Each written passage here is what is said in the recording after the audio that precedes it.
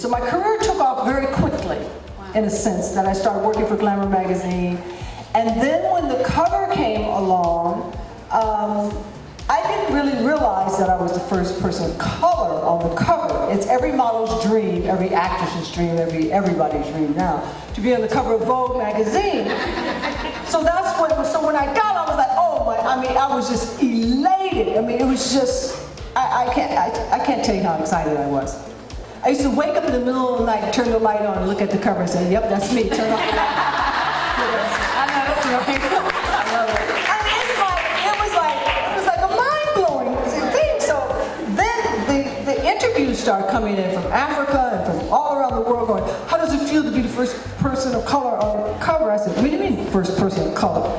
Because, you know, people don't really tell you things. You know, they don't say, you know, people know black people on the cover of Vogue. You know, I didn't really know. So it kind of like let the wind out of my sails because I'm going, whoa, this shit is serious. Wait, I thought I was going to go party and get the guy I could never get. And you know, and now this is heavy. It's a movement. I mean, it's like heavy duty stuff. I'm like, okay, Africa, where did I come from? I don't know. So what happened was it sent me on a journey of self-discovery. First of all, I was pissed that it hadn't been a woman of color on the cover. This is 1974. We already went through civil rights. What's going on in New York here in the fashion industry? So it was like a real wake-up call for me.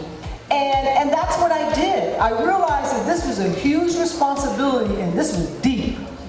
Because people were coming to me and saying, thank you so much for, you know, for letting us and acknowledging us that we are beautiful and we do belong here. And so with that, it took me on a totally different path. So I wanted to make sure that I was responsible, that I was knowledgeable about who I was, where I am, where I came from, our 400-year history in America. I had it all down for them. So when they started to interview me, I knew what to say.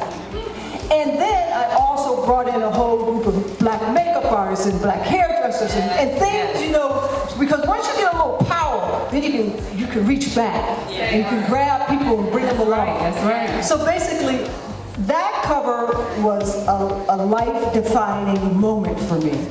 And it is more important today than it was then.